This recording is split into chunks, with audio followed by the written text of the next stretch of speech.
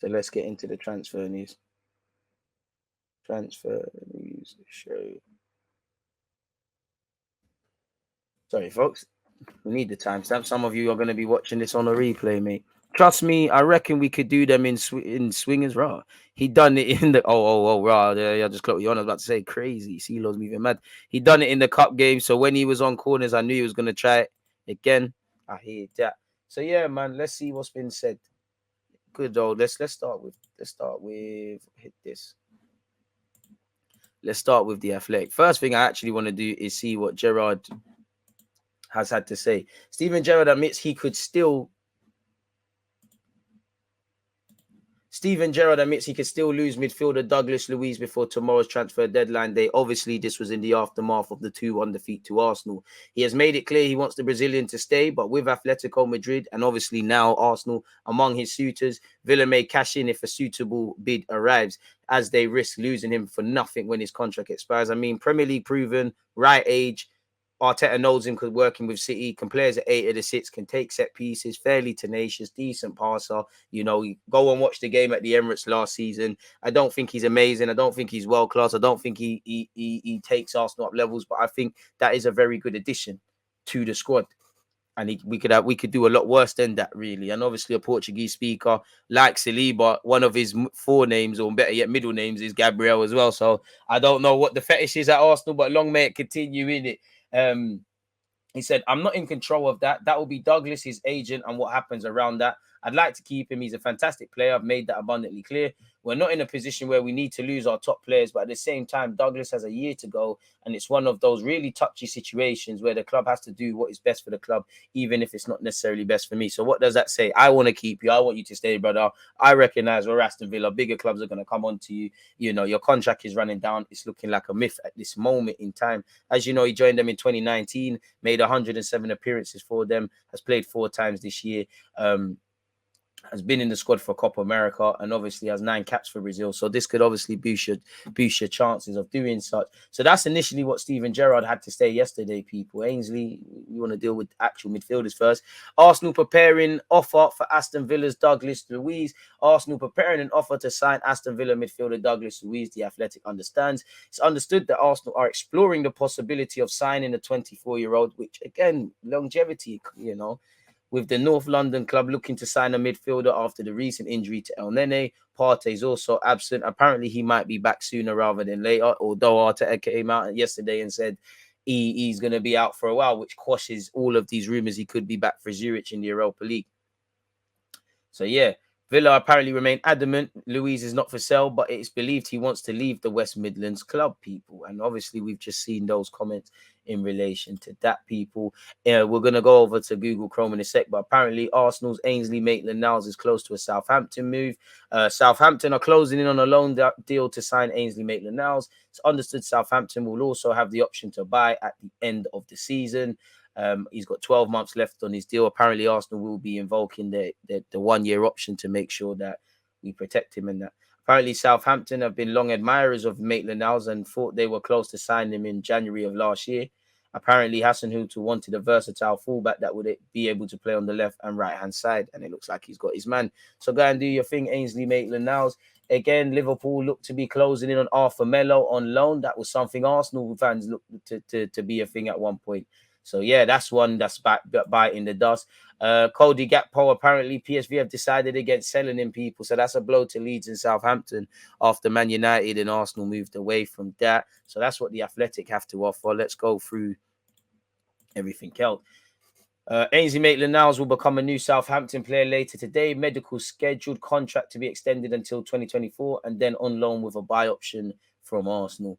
And that's a follow-up tweet from him, obviously saying Southampton are closing in on his signing. Arsenal are preparing to reach an agreement with Douglas Luiz on personal terms. Douglas keen on the move, work in progress. So we want him, you want it to happen. It's just about dealing with Aston Villa and finding a fee for him, really and truly. You know, Leicester played hardball with their midfielder with a year left on their deal, as did Wolves with Ruben Neves, even though I think he's got an option of another year. Let's see that if Villa are on something. Throw in Cedric. I mean, you owe us, Villa. I swear Chambers went for free to them. You owe us, man. You can take Cedric, though. Back up for Matty Cash and that. Pablo Marie for next year. Pepe and that. But yeah, Arsenal are now really trying to sign Douglas Luiz from Villa. Not an easy deal at all, but Arsenal are trying with agents working on it. Player understood to be keen on the move up to the clubs. And I mean, George Mendes, you got to send a mid for us? You got something for us? Because it was quite scary, the bench yesterday. Like, obviously, we got over the line and Rob Holding came on, but there was no six to bring on to kind of kill the enthusiasm, ironically, of Aston Villa as they were trying to get back in the game. Apparently, Ainsley has completed his medical with Southampton people and needs to be signed now. So, yeah, that's him. That's Ainsley gone.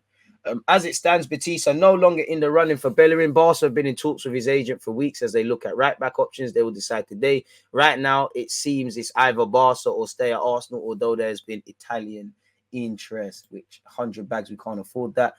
Arsenal is looking for a centre mid. Danilo deal with Palmeiras is a long-standing target, but 20 million is not enough. The minimum valuation is 30 to 35 million, allegedly. Bellerin to Barca is losing momentum. I mean, there's conflicting reports. These were the earlier reports. Then they started to say that it's getting traction, people. Rob Tanner, who covers Leicester, has said, in terms of outgoings, Leicester are not expecting any big hitters to leave today, including Telemans. As of last night, no offers for Telemans, and Rodgers is planning for tonight's game with him in mind, especially with Maddison's hamstring injury, but a fringe player may go out.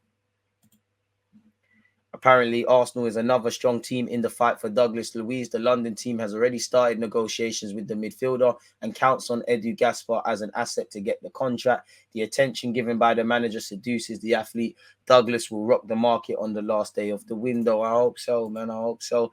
Arsenal will not sign Mudryk this summer. 100% confirmed. There are no offers from the Gunners. And we spoke with his advisors, but there's nothing else. So that was probably not going to be a thing. Let's see what Connor Harrison is saying. I mean, he's had a bit of a miss rate. You know, he made me believe we're getting Ravina to a slight degree. Pedro Neto looks a myth.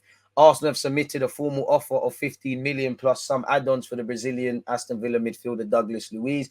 As he said, as mentioned yesterday, should the Danilo deal not be feasible, Arsenal will explore the Douglas Luiz deal. 25 million fee mentioned is wider the mark. Deal likely to be struck around 80 million. That was somewhat what we was looking to pay for Telemans, allegedly, people.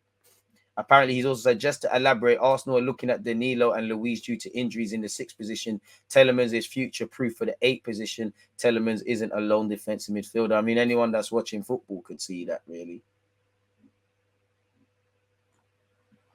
So, yeah, people. Arsenal are close to terminating Bellerin's deal, he says, to join Barcelona as well. Ainsley Maitland-Niles is in Southampton. This is not me saying Arsenal bid. I just know he has been scouted and is an option. I mean, we all know that.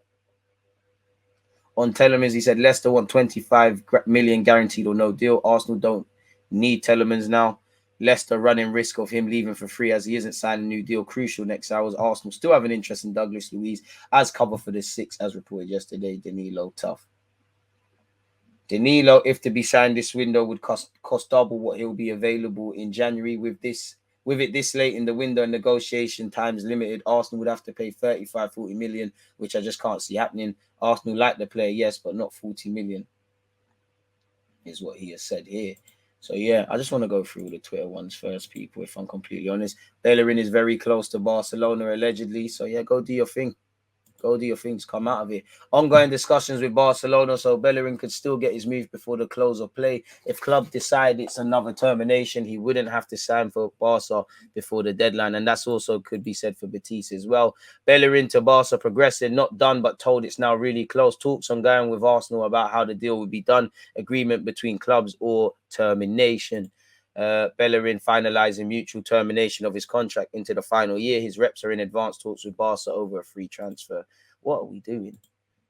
Bellerin is currently terminating his contract with Arsenal. Parties are talking, as it said there. Oli Inco is to join Cheltenham Town, who play in League One, on a permanent deal, folks. So we'll have to see what happens there.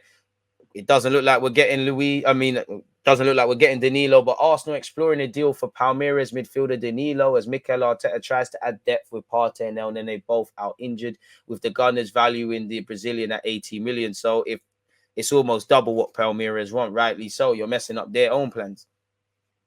So it is what it is.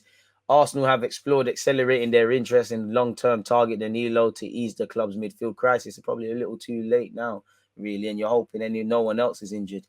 He said the injuries have an impact on the transfer window. Suddenly we are short in that position. We are looking at options in the market. If the right player is available, we will try to do it, said Mikel Arteta.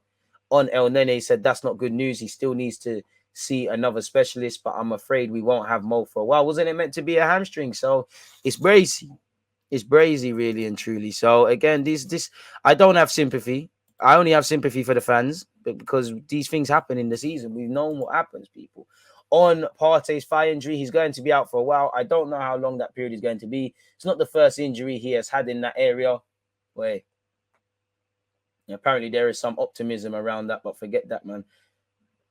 Apparently, sources are claiming the Gunners have considered bringing forward their interest in Danilo due to current concerns over their midfield. Sources are indicating that striking an agreement with Palmeiras, who are not under any pressure to sell, is difficult because the Brazilian club don't want to lose their midfielder during this window and for obvious time constraints given the window closes tomorrow night.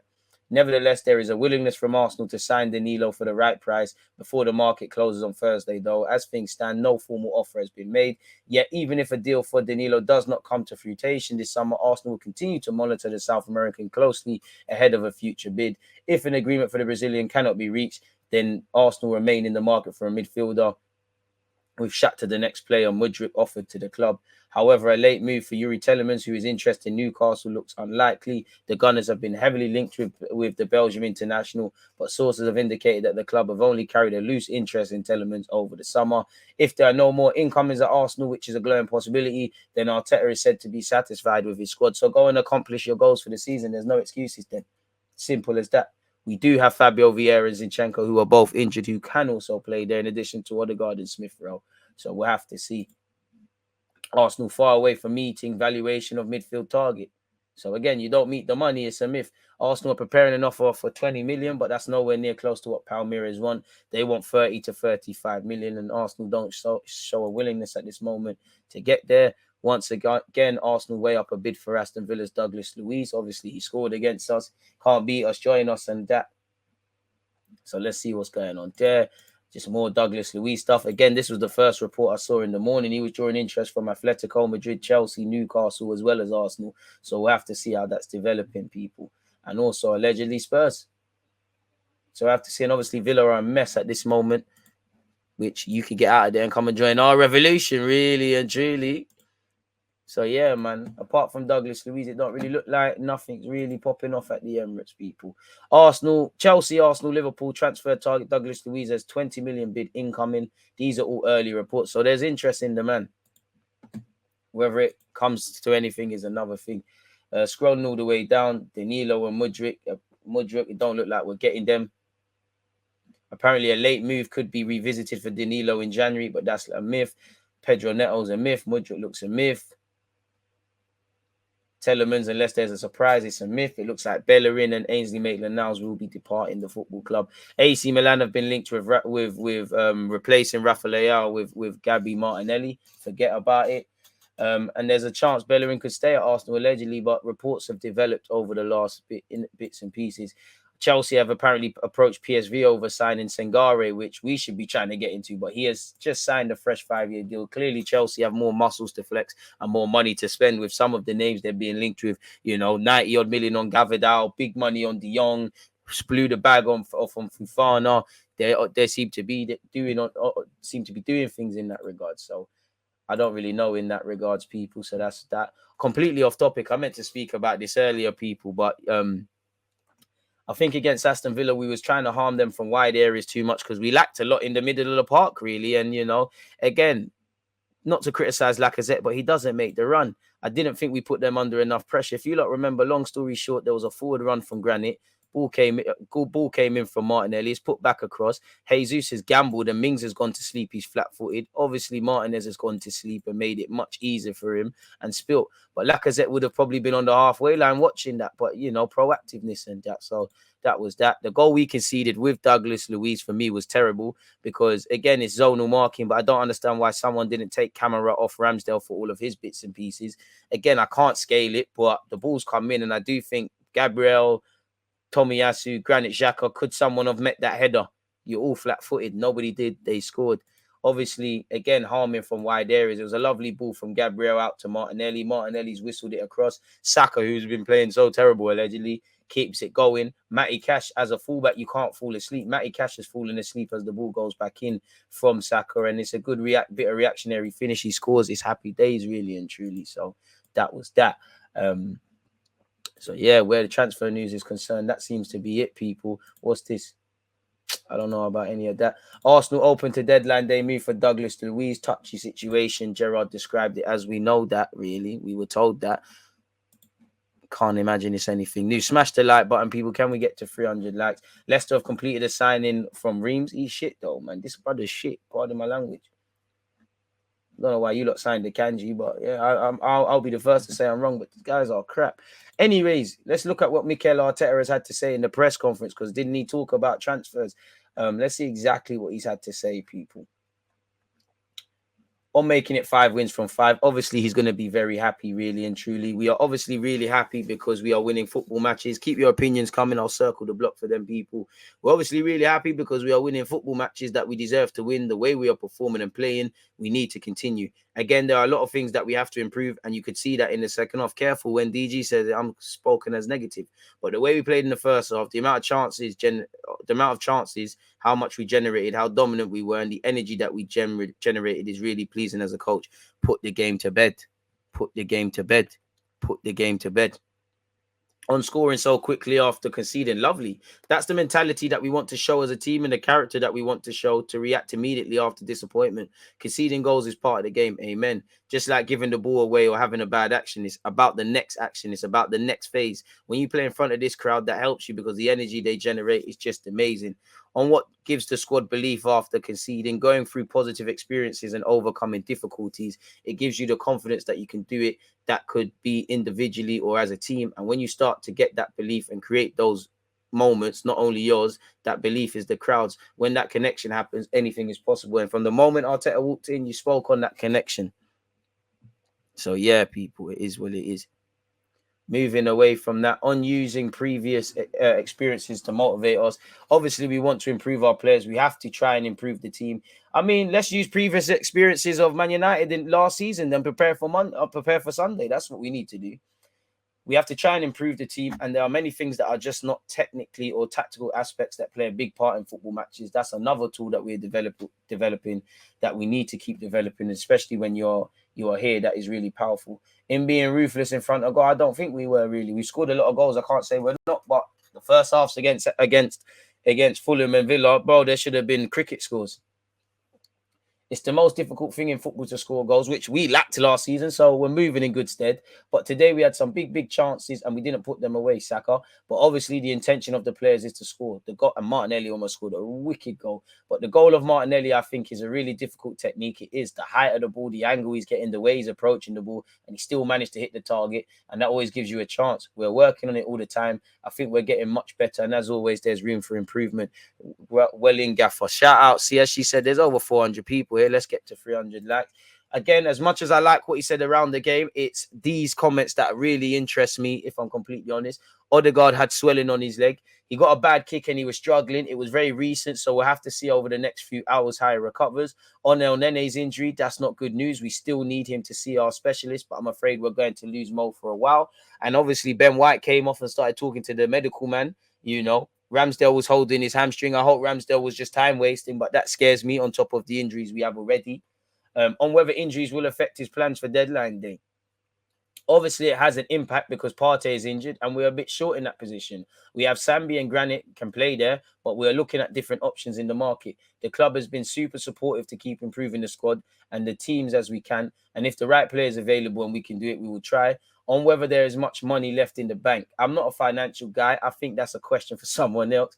On Ramsdale's injury, I think he felt something. I don't know what exactly. He managed to finish the game, but he's another we'll have to assess. On Partey, he said he's going to be out for a while, but we don't know how long that period is going to be. Obviously, it's not the first injury that he's had in that area, so it's a recurring injury. So it's one for the doctors to put a timeline on it and see how it goes. I mean, is it a case of doing surgery? Because I can't lie, Partey's 29.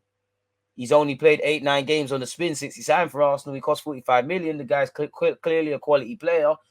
But you know, he's not reliable really. Like it's long now, really. It's getting long because clearly there's these recurring issues. How many times we seen this now? On midfield options, this is where I think Mikel Arteta is going to show his naiveties for me. We were pretty protected in that position, and now we're exposed, obviously, because we've now got injuries and we didn't have depth. But now we have to be prepared for more uncertainties, injuries, suspensions, and things like that can happen. So there's no excuses if there's any issues around injuries and not getting top four. You knew this was a thing. You've had a couple of seasons. You and Edu now.